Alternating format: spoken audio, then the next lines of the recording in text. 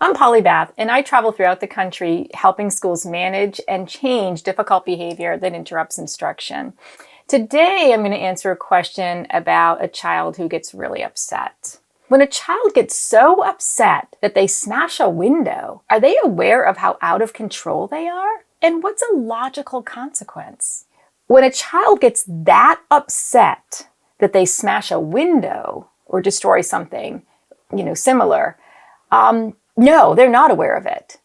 They have unraveled, if you will, to a point where the entire downstairs brain, this is what is referred to as bottom-up thinkers or flipping your lid, is all kinds of things out there that talk about that of, when the downstairs brain takes over for the upstairs brain. So when this happens, there is no conscious thought about that reaction, which is violent.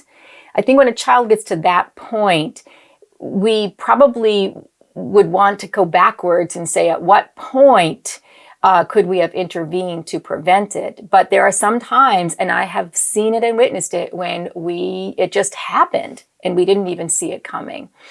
The response to that for me is, of course, administration is going to take over at this point. The child is probably going to be going home or whatever it might be. They may not be coming back for a day or two because it's a pretty high level behavior. It's what we refer to as our tier 3s.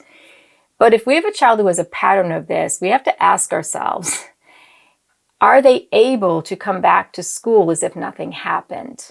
No. So for me, the logical consequence would be when you come back to school, we have put something into place that it's not just business as usual. That maybe you're starting school in a different location within the building. It's with a smaller group of kids. It's with more of a tier 2 intervention. Because see, when you create a tier 3 behavior, you can't come back in the mix as a tier 1 student. You have to come back with some tier 2 interventions. So that's when we have to look at our school and say, what do we have available when a kid reintegrates, but we don't want to create the same problem over again by giving them too much that they can't handle.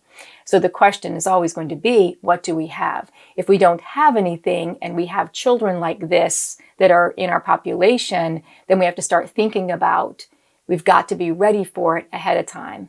So that's one of our biggest thought processes. So if you're dealing with this, the question to ask is, what do we have at a tier 2 when a child is removed from school for a violent episode?